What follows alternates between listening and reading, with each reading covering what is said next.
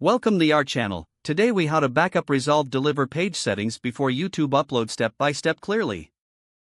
Open DaVinci Resolve on your computer. Navigate to your project and head to the deliver page. Ensure your project settings are configured according to your requirements. Locate the preset drop-down menu at the top of the deliver page.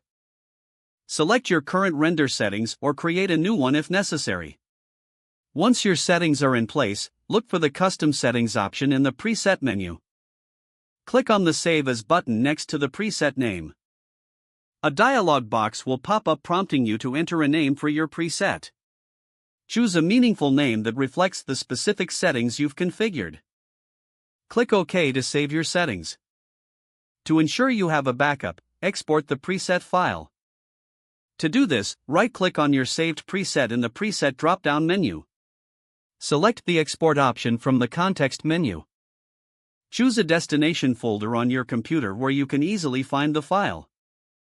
Name the export file appropriately for easy identification. Click Save to complete the process. Now, your render settings are safely backed up. If you need to restore them in the future, return to the same menu. Right-click on the preset drop-down and select Import.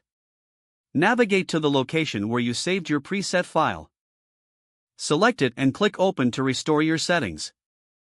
You have now successfully backed up your deliver page settings. You can upload your project to YouTube with confidence, knowing your settings are secure. If the page does not load, refresh the browser or try again in a private or incognito window. Make sure you are using the correct email address, then retype it carefully to avoid small typos. If your password is not accepted, use the reset option and create a new strong password you can remember. Check your spam folder for verification or security emails, then complete any requested confirmation steps. Enable two-factor authentication if available to improve account security and reduce unauthorized access risk. After signing in, review your profile details so your contact information and settings are accurate and current. Don't forget to like this video and subscribe to our channel for more step-by-step tech guides.